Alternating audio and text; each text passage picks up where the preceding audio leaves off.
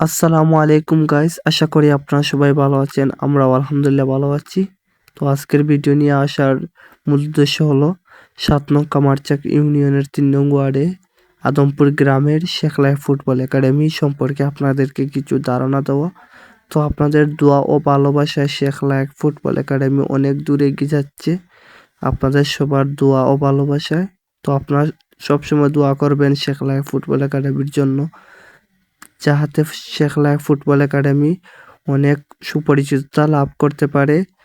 আর Facebook page রয়েছে শেখলায় football academy, এখানে গিয়ে সবাই সাপোর্ট করে আসবেন।